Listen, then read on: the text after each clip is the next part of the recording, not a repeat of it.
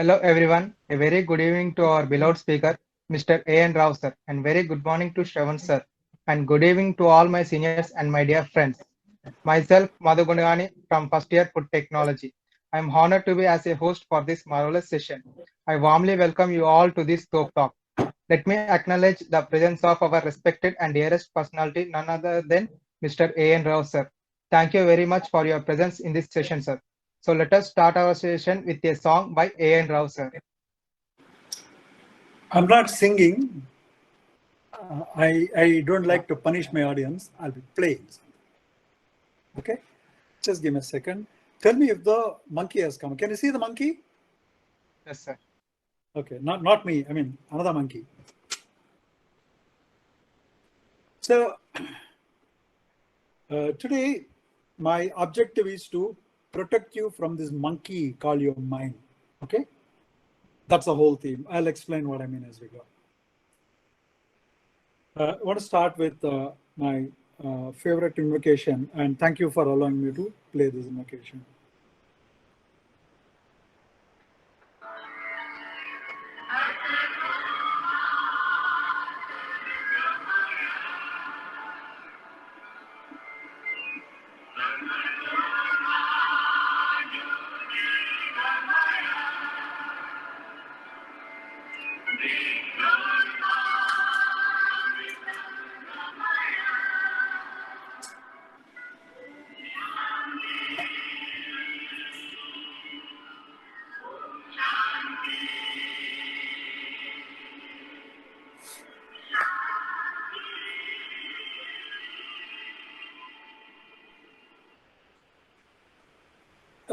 This invocation never fails to inspire me because it says, look, from falsehood bring me to truth, from darkness bring me to light, and from the concept called death take me to eternity. And then it ends with Om Shanti Shanti Shanti thrice. It says, peace to me, peace to all those around me, and peace to the world. Very, very powerful invocation. Yeah, it's a nice song, sir. Yeah, now let us get into. I am so fortunate to tell about Mr. A.N. Rao, sir. Simplicity is the key to brilliance. I think you all got to know about whom we are talking about. Yeah, it's Mr. A.N. Rao, sir. In character, in manner, in style, in all things. The supreme excellence is simplicity, and the simplicity word is apt for our today's speaker, Mr. A.N. Rao, sir, who is a prominent personality with numerous accomplishments. A graduate in mechanical engineering from NIT Warangal, the recipient of the University Gold Medal and an MBA from IIM Kolkata. A.N. Rao sir went on to build a successful and fast-track career over the next 35 years. In his recent role, A.N. Rao sir was the Senior Vice President and Global Head of Cognizant Technologies and responsible for learning strategies for 280,000 employees across 53 countries. After 35 years of working with various global corporations, A.N. Rao sir retired on the 31st December of 2018 and stepped into the next phase of life, which he calls phase of purposeful impact. He is now a freelance consultant in the EdTech domain, which he consults in the areas of learning strategies and technologies. He joined Rotary Club to make it his chosen platform for social impact using technology and education as the levers. He is the current year president of Rotary Club of Cyberabad. Now let us start our session. Before starting, I have few things to ask, and let me ask you some questions. Yeah. Friends, do you know what this session is going to about?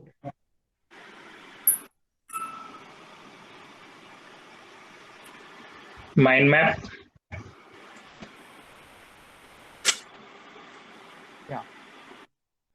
Isn't it unique from other sessions? Yes. Yes. Yeah. What do you think about mind mapping, actually? Mind mapping means, suppose if we have an idea, when an idea comes into our mind, it is usually vague and not clear. But with mind mapping, I guess it just solves the matter and clears the air and puts it in a order, I guess. That's a good answer. I think we'll build on that as we go. Thank you so much. Yeah. Now let us know more about mind mapping by A.N. Rao, sir. Okay. So, Shravan, I just joined through one more iPad so I can see some of you, because I'm not a pilot who can fly in the unknown skies, right? I need to see people. So I actually want to start with a dinner conversation I had about 17, 18 years ago. We had a customer, the CIO of a very large New York financials company. So we had a good meeting. End of the day, I was hosting him for dinner. I said, look, you seem like an inspired man. You worked so hard. He got off a plane at 4 in the morning. 9 o'clock, he was there for the first meeting. End of the day, we were at a dinner. I said, what keeps you going? So this is the line I stole from him. He said, divine dissatisfaction till I'm living life to my full potential. There is so much to be done. So I often heard people talk about living to full potential, but he said, look, the dissatisfaction that fuels me. Then he said, it's a divine dissatisfaction, because it's not a bitter dissatisfaction. It's a happy dissatisfaction. He said, that's what keeps me going. So thanks to Shravan, I'm part of this mentor team.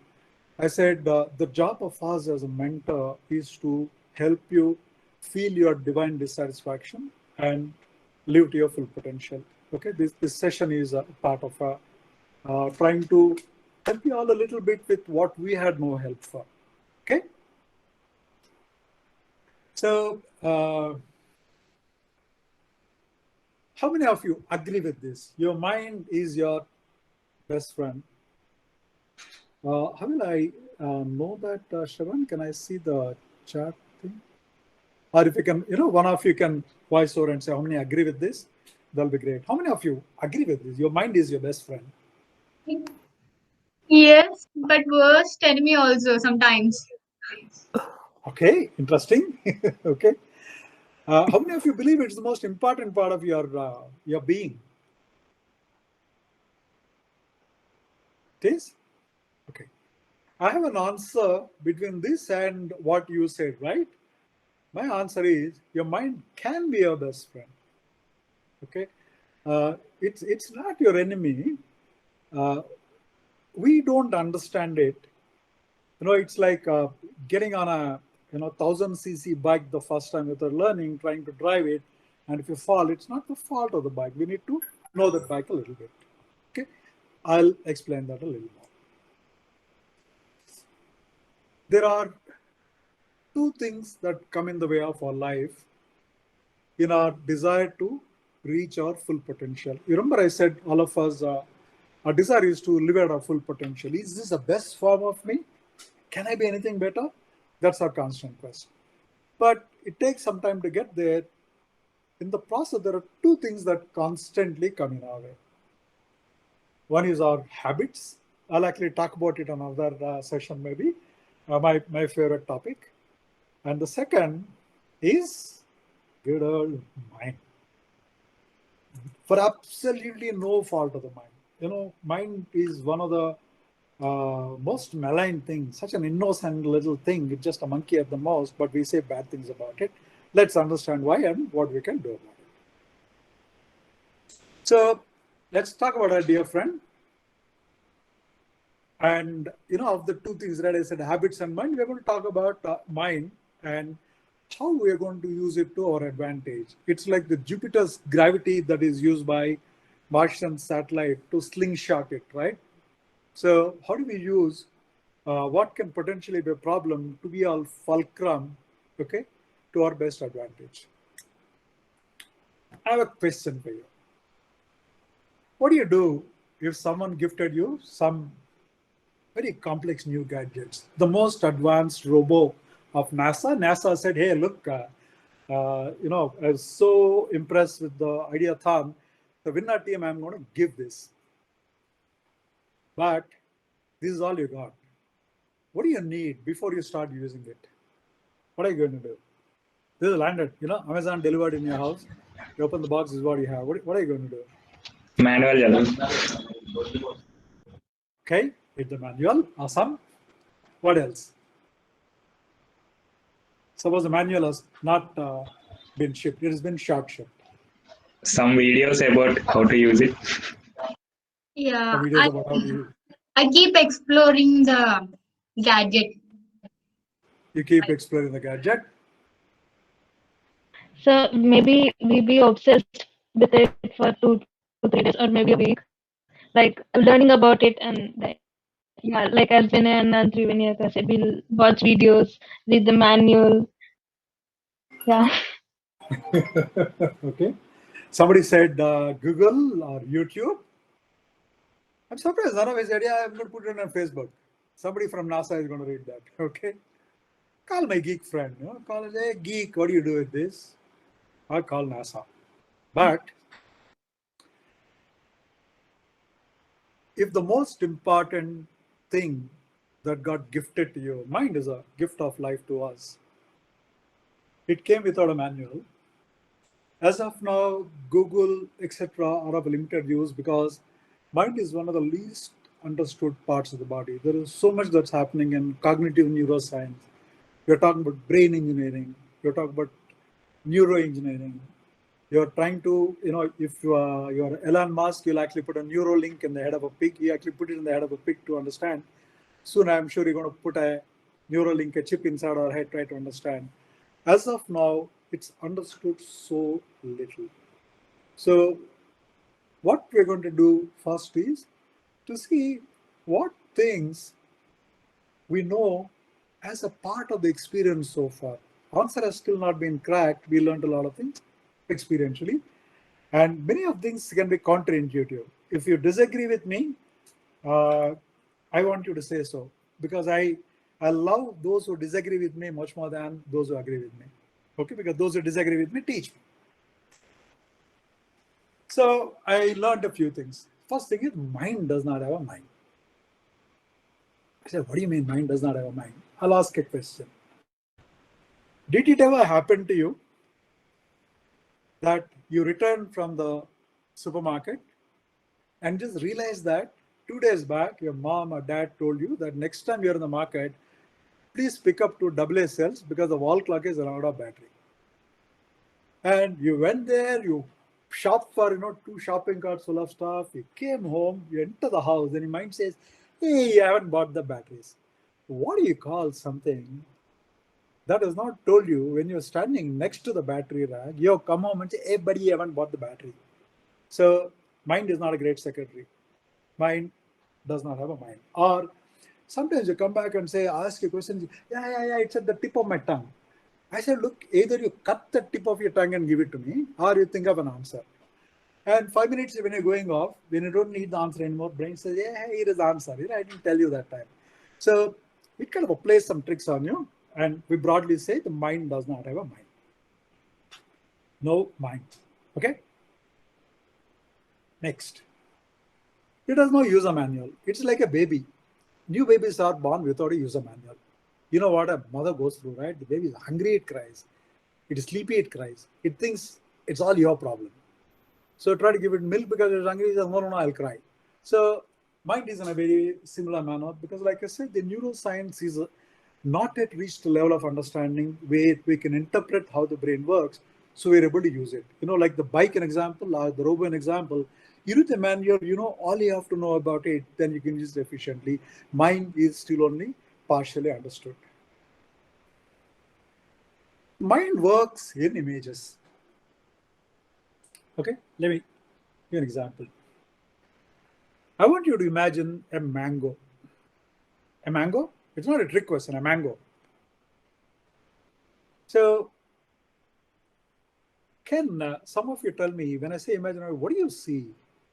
What do you visualize? Image of mango rather than word mango. Spot on, exactly. You don't say MANGO, you don't say yeah. So the beautiful thing is, irrespective of what language you speak, you stand in United Nations and say in 300 languages, ask them all to imagine a mango, they'll all see the image. Language is not what your mind thinks in. Language is subsequent translation. It's a separate translation module. Mind works in images. So that being the case, should we appreciate the fact that what we store is in images? So there is some way, if there is some way you can actually send the content to the mind in the form it understands and stores, it's going to be so much more efficient. And it's absolutely established now that people watch a video, retain 40% more information than those who read a book. Because for mind, it's able to straight away take it, put it in a short-term working memory, would necessarily put it in a long-term working memory. This is my favorite. We all know about learning curve. We say you keep doing the same thing, you'll get better at it. But this guy called Ebbinghaus is a German guy.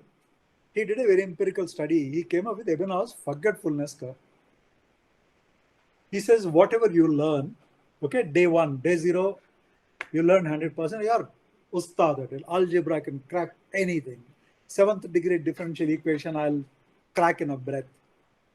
But then, after 24 hours, you lost about 50% of it. By the time you go to day 7, your retention is only about 10 to 12%. It's not because you're dumb. It's because of the way the brain works. And there are ways to deal with this. So you must appreciate that your brain has a hobby of forgetting things very rapidly till through some means they are stored in your long-term memory. Okay, brain has a short-term memory. We call the working memory long-term memory. So brain has this bad habit. So you can't say, hey, brain, you can't let me down, man. I work so hard to teach you and all you do is go forget. You say, yeah, that's what I do because I have a forgetfulness curve. This is important. Pay attention. This thing was first said powerfully by a guy called David Allen, who is one of the most celebrated productivity experts.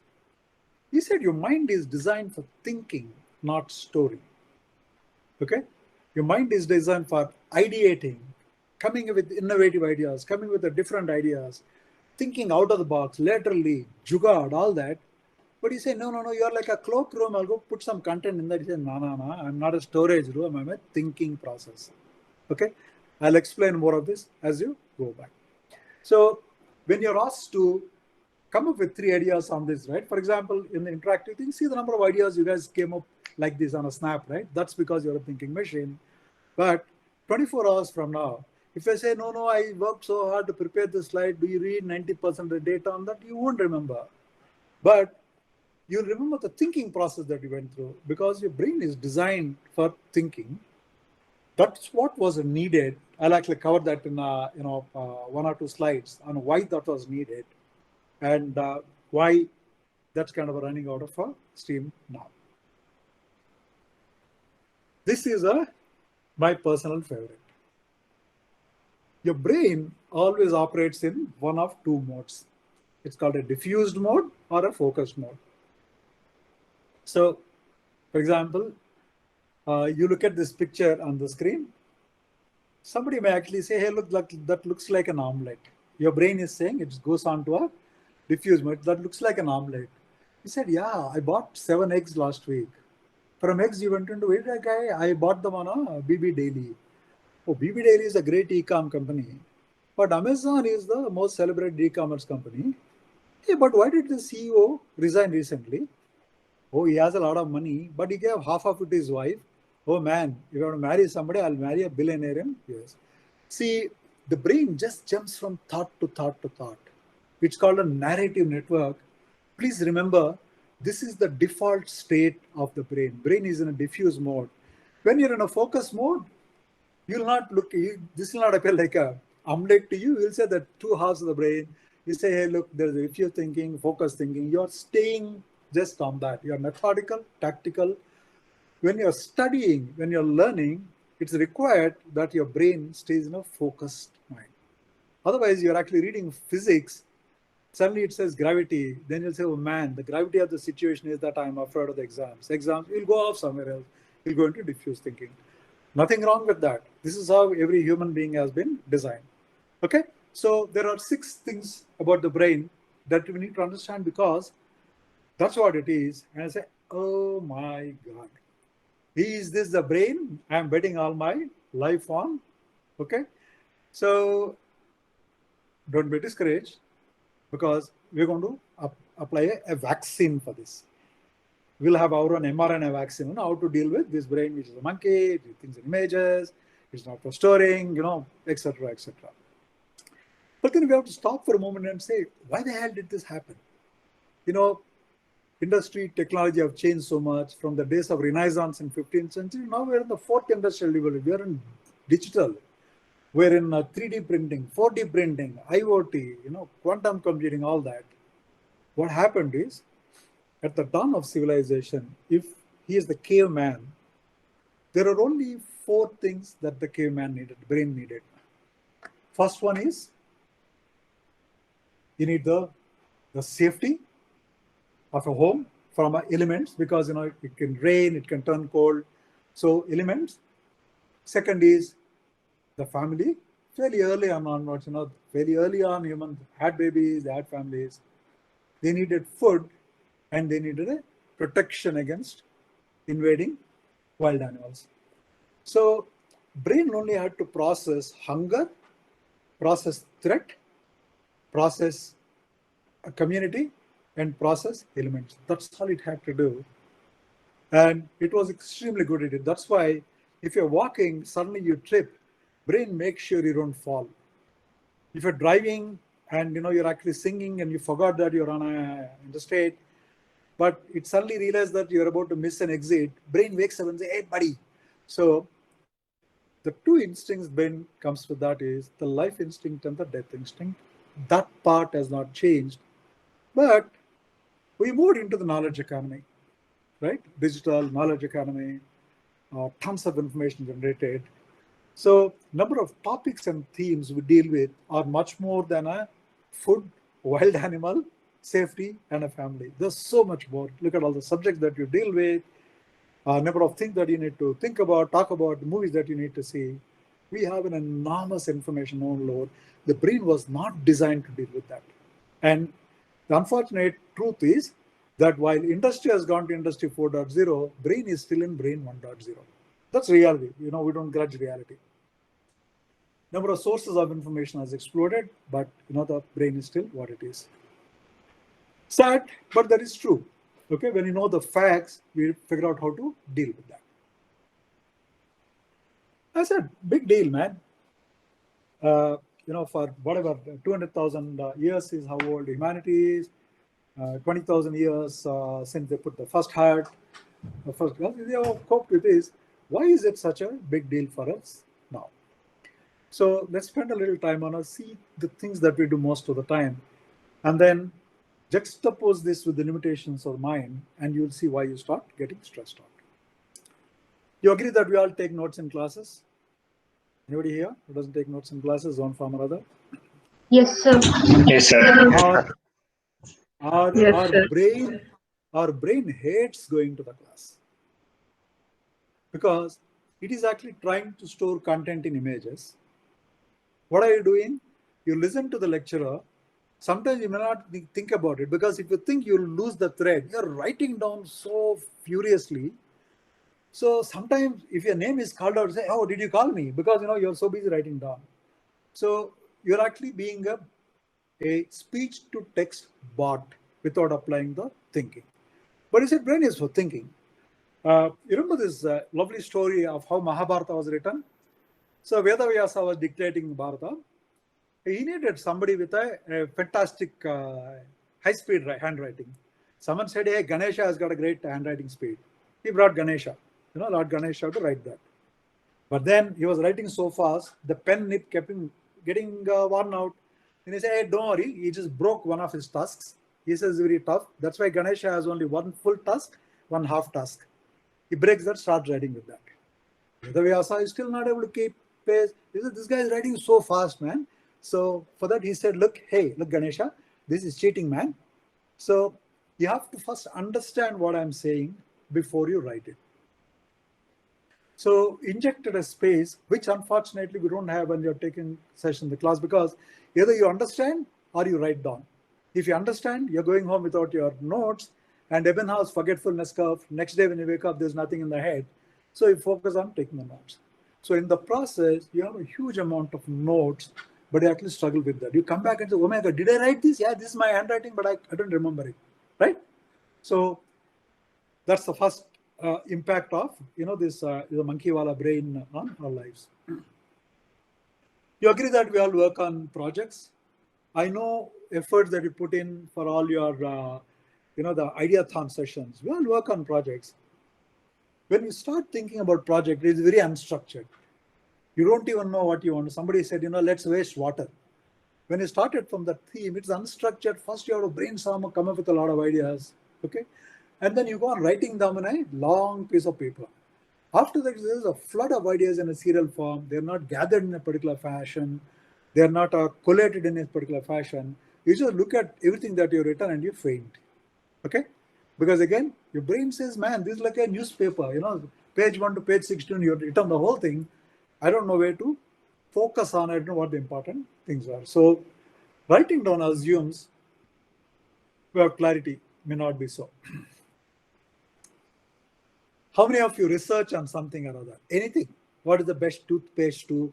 Should I buy this earpods to? Okay. What movie should I go to? We are constantly researching. In a knowledge economy, the problem is researching. There are multiple sources of information, multiple conflicting information. Take a virus, right? Somebody comes and says mRNA is all bakwas. They say, the Pune-wala's vaccine is what you should see. So you're actually getting so much information, sometimes conflicting information. So how do you serially process it to arrive at a conclusions?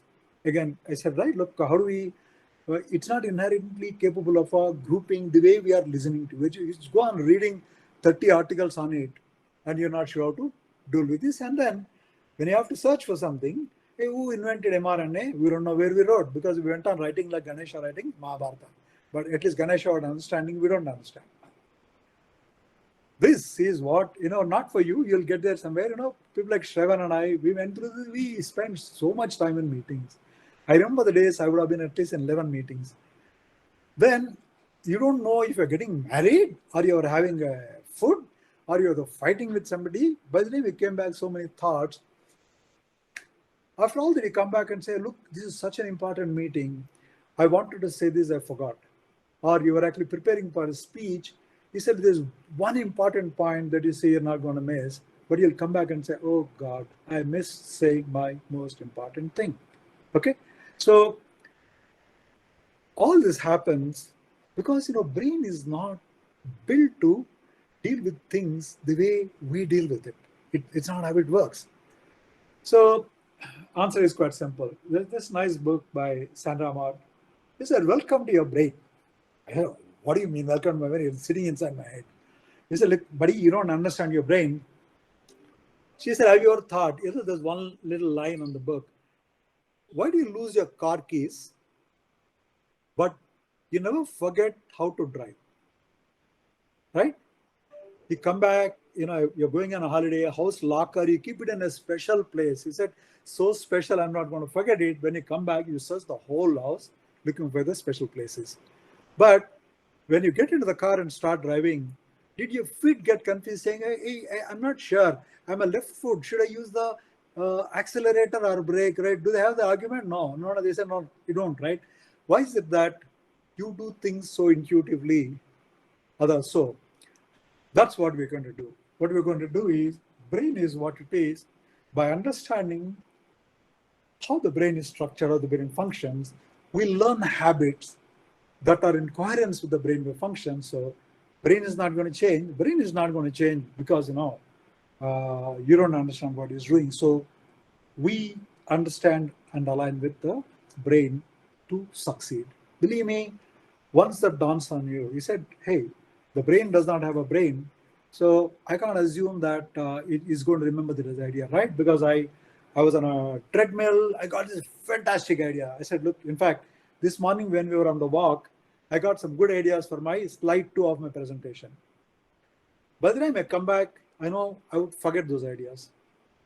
On the last slide, I'm going to teach you, give you 2 simple tricks on how you will never, ever miss an idea. I promise you, after this just 2 simple tricks, you will never miss an idea. You'll never lose a thought. Never, I promise you. Okay? So, it's happening now. So throughout the history of human development, a lot of people said, look, our environment has changed, it's become so complicated, but our brain is still in version 1, it cannot deal with this.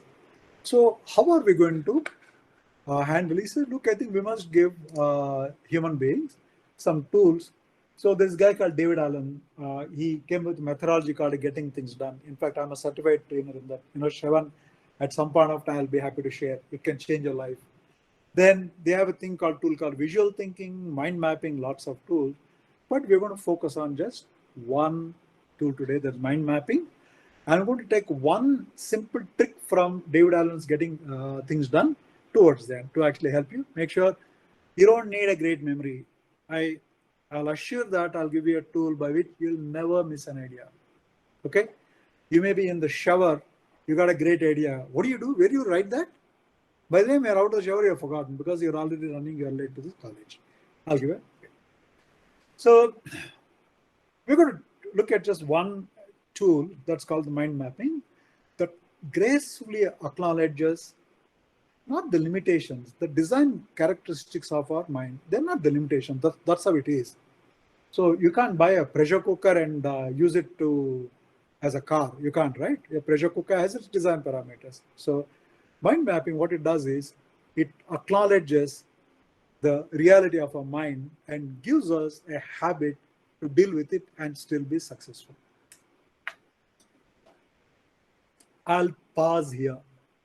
Any questions I can answer for you at this stage? Any thoughts, question? Regarding Yeah. you said about ideas that come into your brain and you forget. So I used to, even when I was sleeping, I always used to have a notebook right next to me. So that way, as soon as I get an idea in my sleep, also I get up and start writing. So Bingo. I used to have notebooks everywhere, every place. As soon as I got an idea, I should not forget. So if I'm in the shower, immediately I'm trying to come out and try to write the idea somewhere. So I'm really looking forward to getting this technique so that way I don't have to rush so quickly. Yeah. So one that you use is a lifesaver. Okay. That little book. I use tons of technology. I use a lot of gadgets, but I also use this in a pen. But what happens, suppose if I'm on a treadmill, if I try to take out my book, I'll fall. So I'll give you a 1 second subsidiary one that is waterproof, treadmill proof. Okay, so that that 1% thoughts you don't get missed. So others, I said a lot of nasty things about the brain. Anyone wants to defend the brain? You're saying, hey, Ngaro, what are you saying? Brain is such a cool dude. You're calling it monkey. Any thoughts, any reflections? You agree, disagree? Because that common understanding is very necessary for what we're going to do. Anybody has a counter thought? Sir, Yes, please. you have said about this book written by Dallin, I guess. So, but driving is a process, right? And car keys and all, those are things, right? So, like, how can we connect? Actually, both are processes. I'll just take 30 seconds to tell you how it works. While Divya, I think it's an important question. You have a thing called a working memory, your prefrontal cortex. Okay, it's like it's not your hard disk. It's like volatile memory. So brain first processes things in that. For example, when you're listening to me, you're receiving your information, all this information into your working memory, and you use other things. For example, English language is a thing that you know. Using a phone is thing that you know. You use the experience that you have, let's say language, and what I'm saying, to arrive at the conclusions. Then periodically, your brain stores it into programs in your long-term memory. Okay. It's very important to have a good night's sleep because there is a part of your sleep time where brain is actually committing these things to your long-term memory. If you're in the databases world, you actually commit a transaction database. After that, the information is in the database. Till then, it's volatile. What your brain constantly does is things that you do, it's trying to convert them into repeatable routines. Toothbrush, for example. How many of you get confused on which side of the toothbrush to hold? You don't, right? No, I don't. I'm not aware of anybody. So what it does is, toothbrush, it converts it to program. It stores it away in a different part of the brain that consumes less energy. The brain is the biggest consumer of energy in your body. For its weight, it's wasteful as a 1960 Cadillac. Okay, so unless, reason I talk about habit is, you keep doing this thing repeatedly, then you're committing that into long-term memory. Suppose every time you come from outside, main door key, you go keep it in a particular place. You keep doing it. After that, it's from your conscious mind, it's moving to unconscious mind. Like the car key, right? If you're used to keeping the car key at a place every day, you will blindfolded without the lights on, you'll go pick it up. Okay. So what we try to do is use habits to convert as many things as we do to those repeatable programs that are embedded in a different part of the brain. That's why, you're driving a car, you're on an angry conversation with somebody. Brain is, oh, buddy, this guy is not focusing on driving. It picks up the driving routine, takes over. That's why sometimes you actually drive unconsciously. Your peripheral vision, I'd say, hey, look, buddy, there's a truck coming from that side, it warns you. Okay?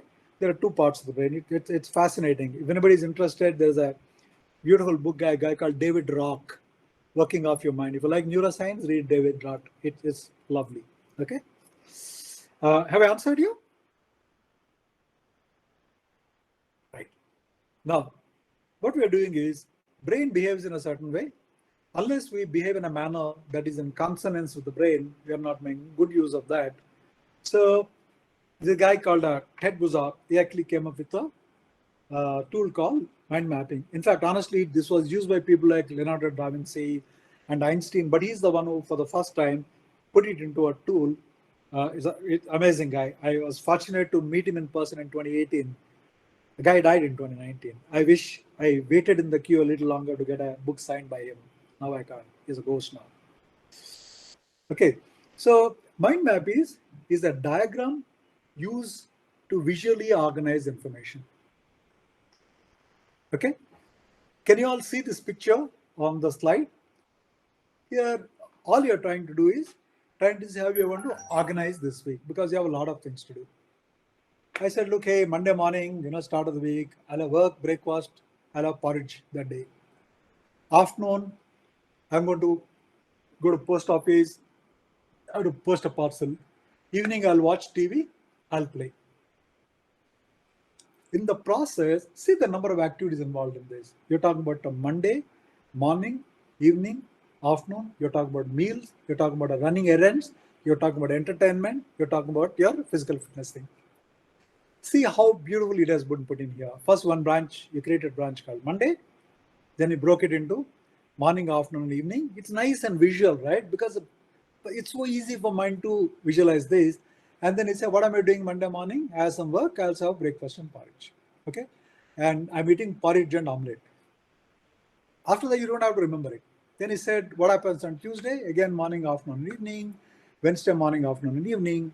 What you've done is you translated a ton of information. If you really see, there's a lot of information on this. Okay, in terms of what you do, when, where, what you eat, what day, when do you play, when do you work, when do you take care of fitness, etc. You're getting it into one visually organized. This is called visual thinking.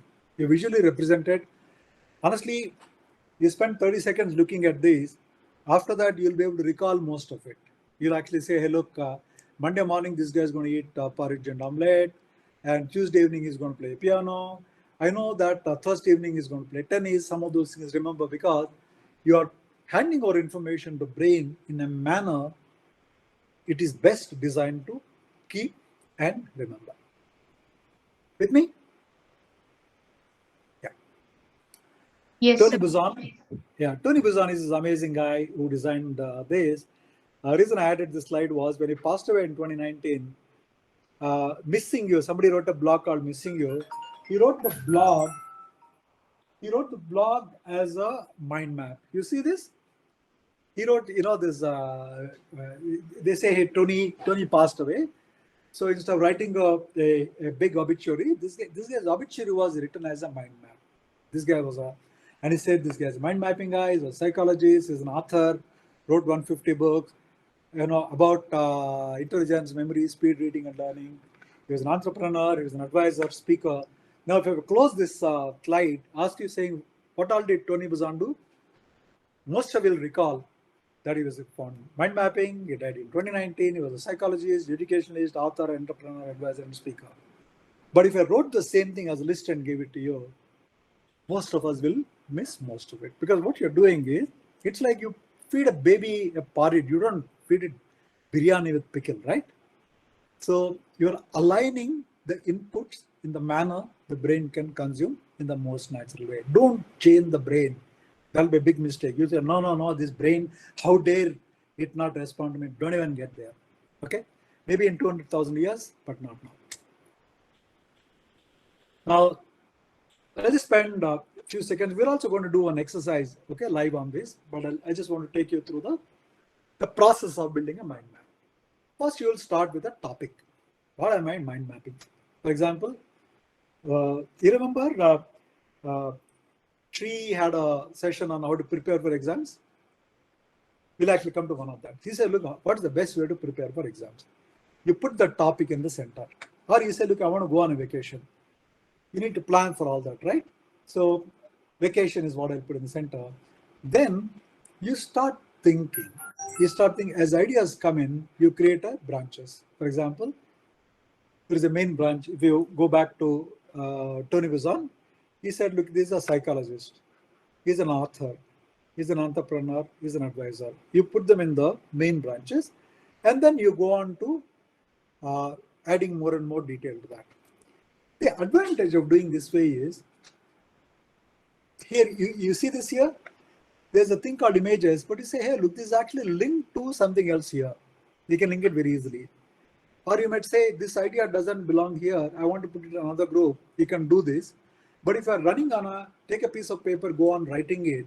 If you have to insert an idea in between, you can't do that. If you want to consolidate all the ideas, group all the ideas, you can't do that. Let's say you've done a brainstorming, you had some 150 ideas, you want to group them into 7 themes. If you wrote them all as in a list, it's very, very complicated. So what do people do? They put them on slips of paper, you make it visual, and then keep them. After that, it's very easy to organize them. Okay? So method is quite simple. So I'm going to take 3 or 4 examples to show how it is to be built.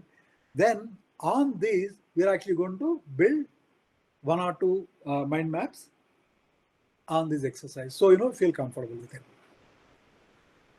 I was told this is a very popular topic, examination preparation, right? Okay. So let's look at our theme. Get ready for exams is the central theme. You see this? If you're very artistic, put a picture there.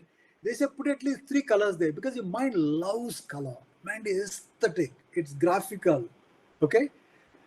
So get ready for exams. You see this? That itself makes your mind smile. You say, hey, I'll start working on it. Now, I said, look, what are my big branches here? Create a study countdown. Oh my God, there are only so many days here. My timeline is one. Be strategic. Is it a multiple choice question? Is it an essay kind of a question? So what do I need to prepare for it? Break down the exam content. Say you can't eat an elephant all at once, right? You'll say, hey, look, I have 5 subjects. These are tough subjects. I have this many subjects, this many chapters. So you actually break it down. That's the third part. Studying examination content. Then you also have to study, right? Just planning without studying is not a thing. Then you also do practice questions, ask questions consistently. Wake up Shravan and say, hey, do you know how to do this? Wake up your buddy and say how to do this. You mind map it. Explain the ideas to a friend, because every time you teach somebody, you're actually learning. You know what you're doing? When you teach him, you're thinking about what you're saying. In the process, you're engaging your mind. Then you say, oh my God, I understand this. I'm going to store this. This is like Ganesha understand the poem he has written. So he's not going to forget that. And then they say, buddy, you don't want to fall sick one day before the examination, right? So I have one more branch called look after your mind and body.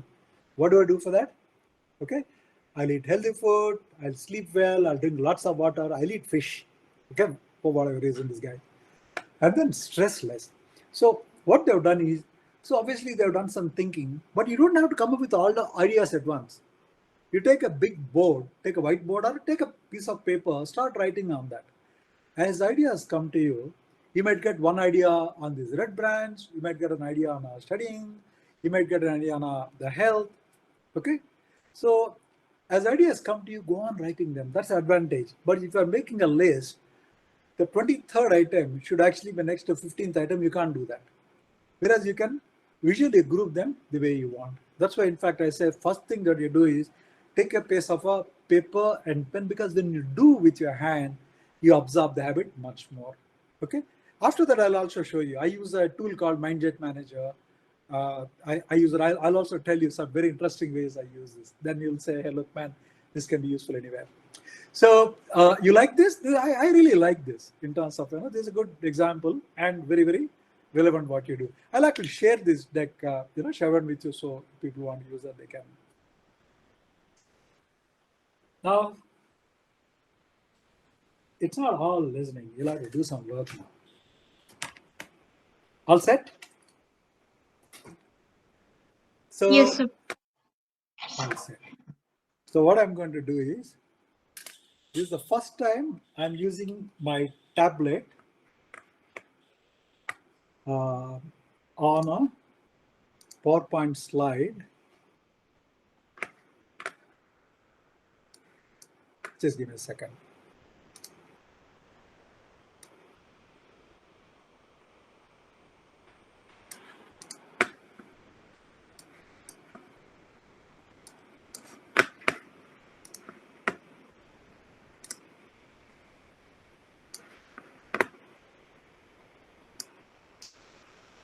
Okay. Now, can you see the slide, or it's gone off? It's gone, sir. It's back now, right? Yes, sir. Okay, good. So what I'm going to do is to talk about the joy of writing it down. I'm actually going to try and paint one here. Now, somebody give me a topic. What do you want to draw a mind map for? Can anybody give me a topic?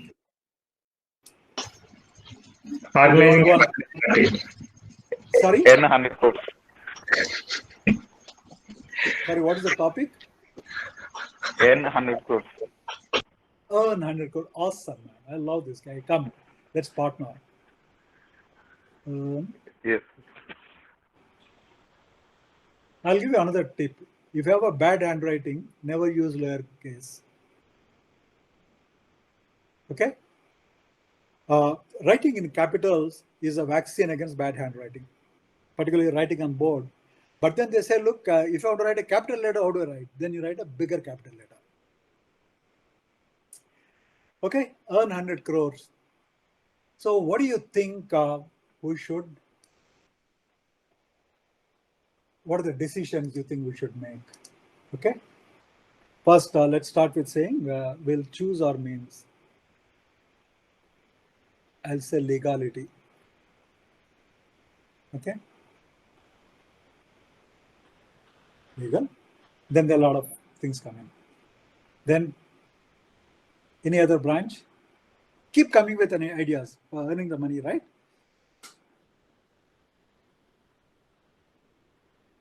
I'll say options. Make a timetable. That's a good one. Options, right? Loot a bank, lottery. Okay. You can actually say. Investments. Okay. Okay, sorry, I didn't think of those things. Why was I thinking of all the bad stuff? Bank heist, investment. Invest. Building the mindset. I'm sorry? Building the mindset. Mindset. I love that. Then your wife comes and says, hey, what do you want to invest in? Gold? That is safe. Or your friend says, put it in equity. Mm-hmm. You saw what happened to game table.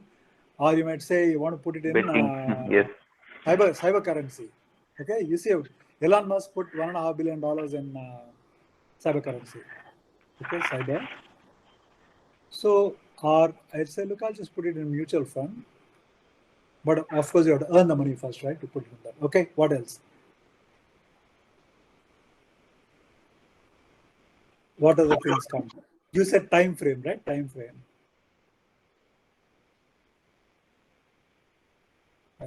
Are you able to read this screen? I must tell you, this is the first time I'm able to read my handwriting. I have to really practice for it. Okay. Yeah. What else? Any other thoughts come to your mind? Extra income sources. Extra income sources. Okay. You say, look, you're saying like, okay, say extra.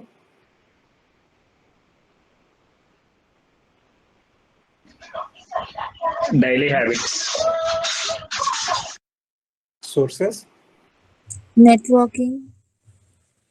Okay, see, that's a nice one. I got a new branch, right? I'll go here and say networking.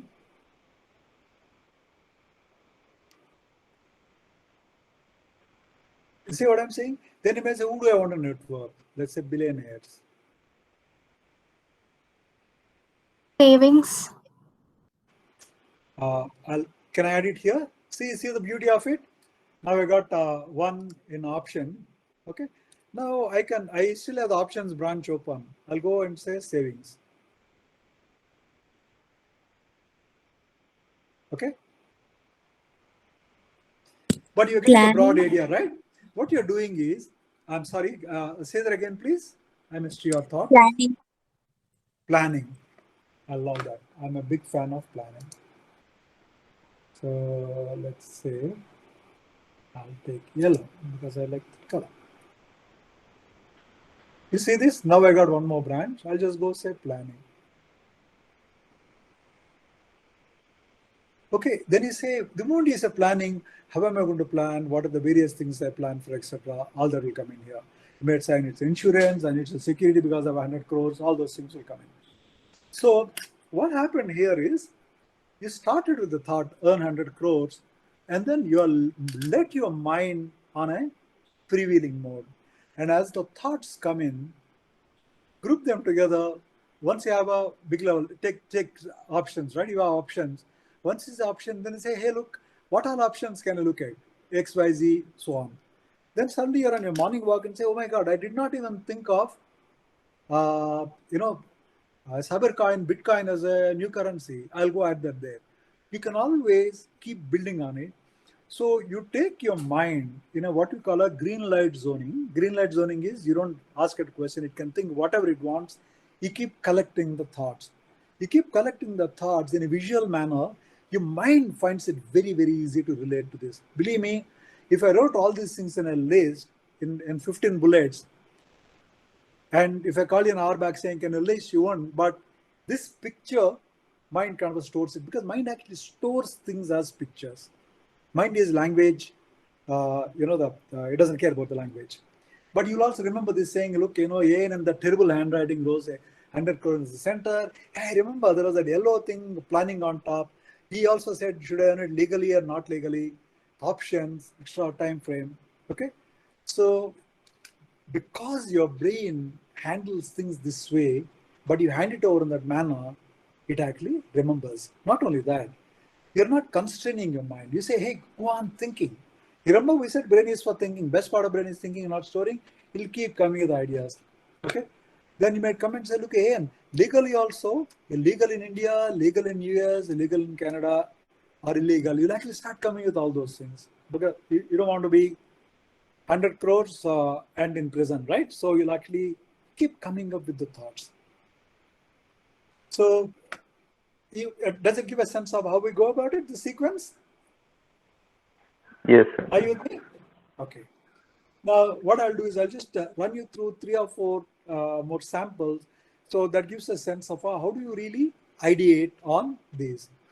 So do I have your permission to go to the next slide? Yes, sir. Yes, Awesome. sir. I needed that. Okay. See, that's the artwork. That's what you guys prepared. You have a first version